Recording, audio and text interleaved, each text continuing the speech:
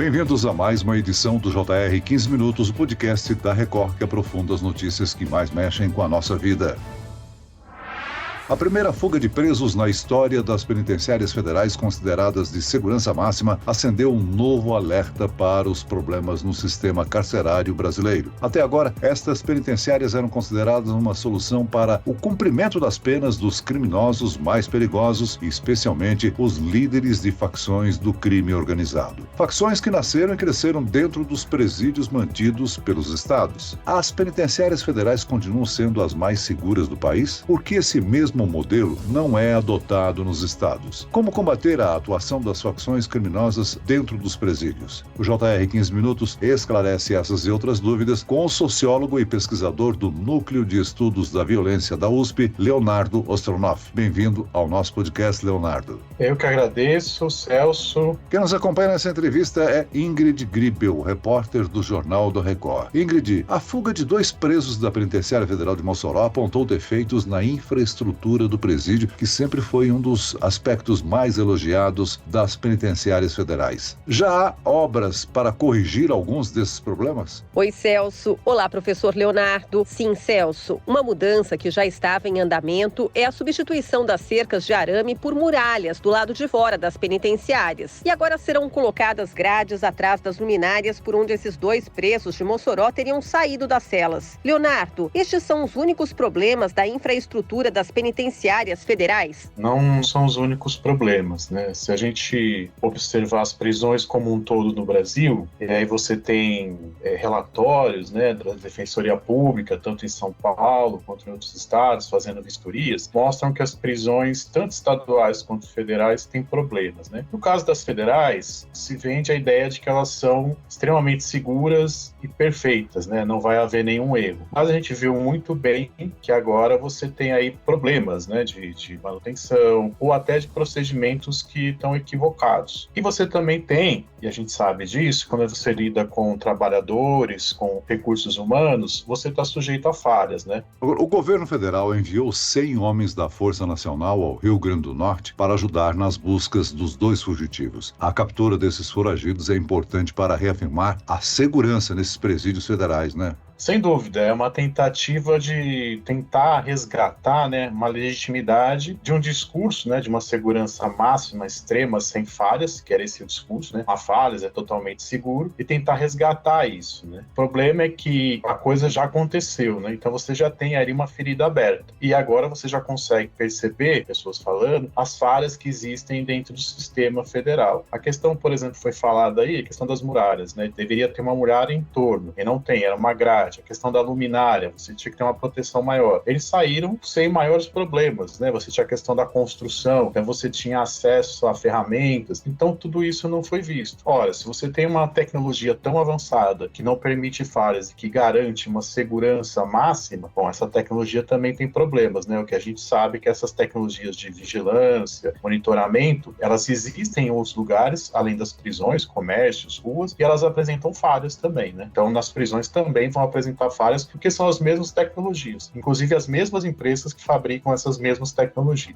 Leonardo, a primeira instituição penal federal foi inaugurada em 2006 em Catanduvas, no Paraná. Atualmente nós temos aí 5 penitenciárias federais. O sistema federal precisou ser criado em razão do domínio das facções criminosas nos presídios estaduais, não foi isso? Sim, essa era o discurso, né, da motivação foi esse, para combater o crime organizado e principalmente uma das maiores facções hoje no mundo, né, que é uma facção paulista. Mas o que aconteceu é que com a construção desses presídios, né, em âmbito nacional, a gente tem Brasília, tem Mossoró, tem Porto Velho, tem Catanduvas, enfim. O que o crime organizado conseguiu fazer é se aproveitar dessa estratégia, né, de tentar miná-lo e conseguiu espalhar essa sua atuação para o território nacional. Você mandava líderes, eles se comunicavam e eles conseguiam fazer isso. Por quê? Porque o crime organizado no Brasil, ele tem como centro de organização a prisão. Então, quando você cria outras prisões e manda esses líderes, né, das facções para diferentes localidades, o que eles vão usar? Como é a prisão que organiza o crime organizado, ela é central, eles vão se valer disso. Além da infraestrutura, o sistema penal federal se diferencia por um regime disciplinar mais rigoroso. É possível adotar esse mesmo regime nos presídios estaduais? Se tentou, né, já fazer regimes famoso RDD, né, aqui em São Paulo, e uma daquelas ações, né, do PCC que ganhou a cidade, né, daquelas chamadas ações do PCC que ficaram notórias, tem até filmes sobre isso da Rota, foi justamente por essa questão, né, do regime diferenciado, disciplinar, enfim, muito forte, seria uma reação a isso, né. Ele é possível, agora a questão é, será que isso resolve? A gente vê nas prisões federais o que aconteceu agora em Mossoró. Será que essa forma de você colocar mais punição, de você deixar esses líderes do crime organizado, essas pessoas mais acuadas, em estado às vezes até, né, de psicológicos precários, enfim, você vai lidando com isso, eles ficam em isolamento. Será que essa resposta tem funcionado? Porque a gente só vê o crime organizado crescendo. Você foi em 2006, foi o primeiro presídio federal em Catanduvas. Hoje a gente já tem mais espalhados por aí. O que a gente vê desde 2006 é o crescimento do crime organizado em nível nacional, né, se espalhando pelo território todo. E a gente vê desde o Rio Grande do Sul, São Paulo, Ceará, Rio Grande do Norte, Amazonas, até mesmo no Acre, de onde vieram, né, esses dois que fugiram ali de Mossoró.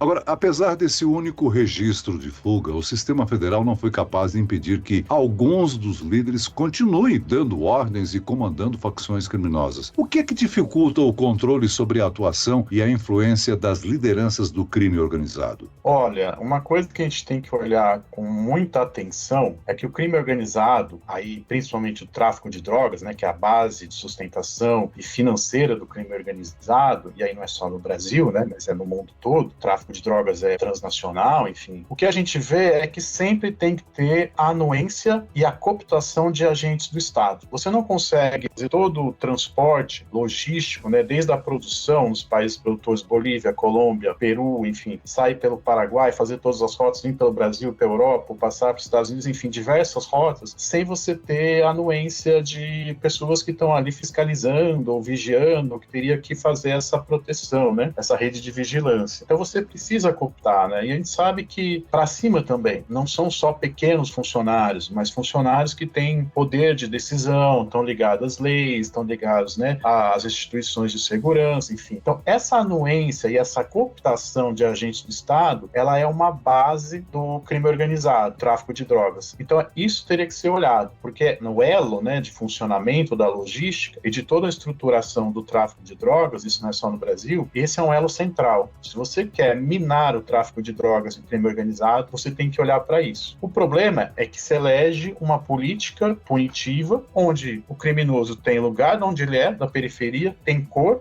negra, né, enfim. Então se identifica esse modelo como se tivesse tudo nas periferias, como se você armasse a polícia até os dentes ou fizesse grandes prisões, né, com armas, com tecnologias de ponta, fosse resolver o problema. E aí você não consegue mudar isso, né? O elo principal é justamente essa facilitação que eles conseguem, né? No caso de Mossoró, a gente não pode afirmar isso ainda, né? Mas, de fato, houve algum erro ali de procedimento também das pessoas que estavam com a responsabilidade de fazer essa vigilância interna. Além da falha da própria tecnologia, que a gente sabe que é falha, como eu disse, elas existem em outros lugares, funcionam em outros lugares, videovigilância tem até em supermercado, e a gente sabe das falhas e como se pode burlar essas tecnologias, né? Há várias facções criminosas no Brasil atuando dentro e fora dos presídios. Elas disputam aí áreas de atuação pelo país. Como é que essa disputa nas ruas interfere na situação de segurança dentro dos presídios e penitenciárias? O Brasil, ele tem uma peculiaridade. O crime organizado, ele se organiza a partir da prisão. Então, o crime organizado das ruas, ele responde às lideranças que estão, em geral, dentro das prisões. Então, essa relação das prisões no Brasil é muito forte com as ruas, né? Com o crime organizado nas ruas. Então, é invertido, né? As ordens vêm da prisão para fora. Então, isso é um pouco diferente no Brasil. Isso também faz a gente pensar numa questão. Como o crime organizado se organiza a partir das prisões no Brasil, que é uma instituição do Estado, da administração pública, né, prisões, e dentro do Estado elas se organizaram e têm força e continuam atuando. Por exemplo, a questão dos celulares. Como eles usam os celulares? Olha, tem bloqueadores de celular nas prisões. Essa é a questão. Como que isso consegue entrar? Como que eles conseguem falar? Enfim, é aquela questão da anuência de agentes, né, que são cooptados ali. Além das tecnologias, né? Então, você consegue atrair agentes, né, do Estado para facilitar esse tipo de coisa. A gente pega, por exemplo, a história do México, a gente vai ver que o tráfico lá, né, o crime organizado, os cartéis cresceram tanto, justamente porque souberam aproveitar essa estrutura que existia já no Estado, uma estrutura política, mas que já existia e foi utilizada dessa forma. E no Brasil também isso acontece. O crime organizado não existe sem isso. Por isso deveria ser o foco da atuação contra o crime organizado. O problema é que isso esbarra em outros interesses, né? A gente sabe que dentro dos crimes, o crime de colarinho branco ele é visto como uma punição menor, né? Então é mais difícil você tratar, porque aí você mexe com relações de poder, enfim, pessoas importantes, né? Financiamentos. Então tudo isso está no jogo. Então construir prisões grandes, federais, vem dessa ideia, é mais fácil do que fazer esse trabalho de você conseguir combater essa rede de corrupção. O Senado Federal acabou de aprovar um projeto que reduz aí muito as possibilidades das chamadas saidinhas de presos em feriados e datas comemorativas. Essa medida ainda será votada novamente na Câmara dos Deputados. Qual a sua avaliação desse projeto e do efeito que pode ter junto aos presos? Olha, cada vez mais a resposta ela vem nessa lógica punitiva. A gente viu tanto essa resposta agora, né? Não é à toa que isso veio agora, depois dessa questão do presídio federal, como mesmo lá no presídio em Mossoró, qual foi a primeira resposta? Tira o banho de sol. Então você vai pesando, você vai onerando e punindo cada vez mais as pessoas que estão lá dentro. Isso não é a lógica correta. A gente tinha que ter uma lógica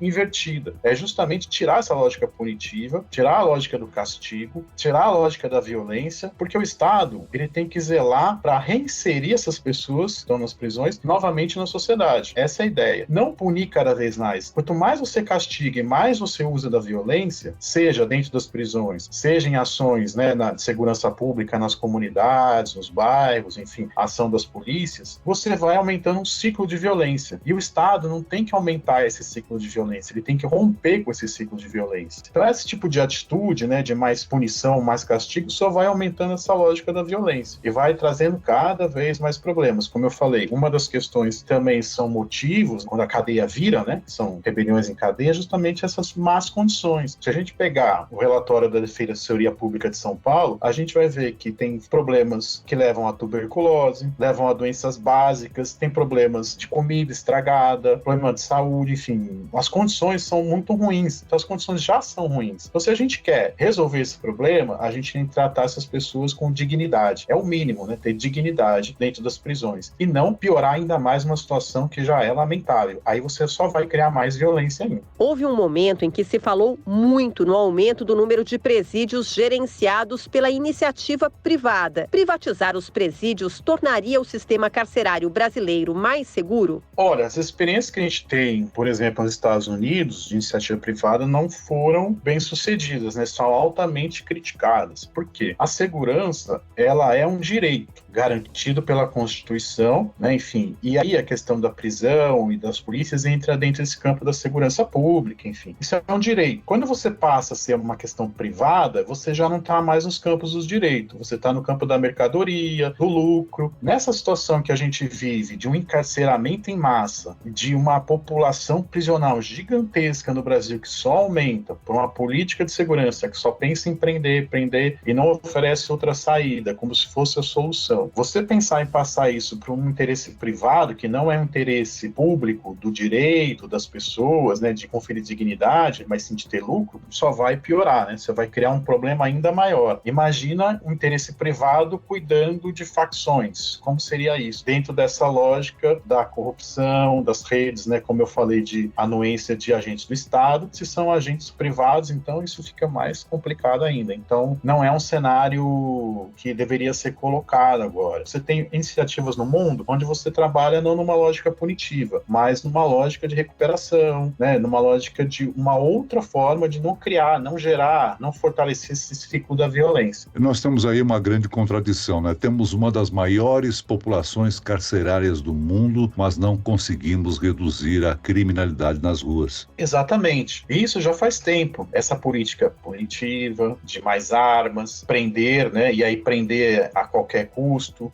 um combate às drogas, qualquer quantidade você prende. Isso não tem funcionado. Ao contrário, o crime organizado só tem se fortalecido nos últimos anos. As facções do Brasil, algumas delas estão ligadas ao ao comércio internacional de drogas, né, que não acontecia alguns anos atrás. Então essa política, ela não tem nem arranhado o funcionamento do crime organizado. Então não é por aí, né? O que ela tem feito? Ela tem aumentado as mortes, aumentado as prisões de pessoas que têm uma cor preta, moram na periferia e são vítimas também dessa situação. Então não tem solucionado. Muito bem, nós chegamos ao fim desta edição do 15 Minutos. Eu quero aqui agradecer a participação e as informações do sociólogo e pesquisador do Núcleo de Estudos da Violência da USP, Leonardo Ostronoff. Muito obrigado, Leonardo. Eu que agradeço, um forte abraço para vocês. E agradeço também a presença da repórter do Jornal da Record, Ingrid Gribel. Obrigado, Ingrid. Muito obrigada e até a próxima. Esse podcast contou com a produção de David Bezerra e dos estagiários Fernando Russo e Isabela Santos. Sonoplastia de Marcos Vinícius, coordenação de conteúdo, Edivaldo Nunes e Deni Almeida. Direção editorial, Tiago Contreira. Vice-presidente de jornalismo, Antônio Guerreiro. Você pode acompanhar o JR 15 Minutos no portal r7.com, nas redes sociais do Jornal da Record e nas principais plataformas de streaming. Eu, Celso Freitas, te aguardo no próximo episódio. Até amanhã.